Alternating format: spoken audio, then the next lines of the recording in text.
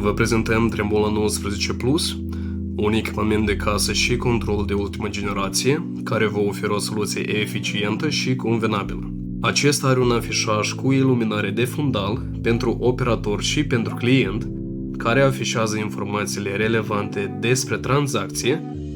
La fel poate fi conectat și la un cântar, un scanner pentru coduri de bare sau un display extern.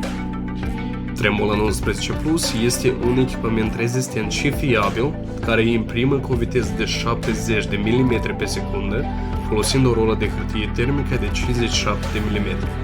Acesta are dimensiuni compacte, ceea ce îl face ușor de transportat și de operat.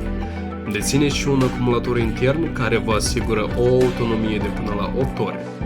Are interfețe de conectare GPRS, Bluetooth, RS232 și mini-USB, care vă oferă posibilitatea de a transfera date, de a actualiza software-ul, de a transmite rapoarte și declarații fiscale online.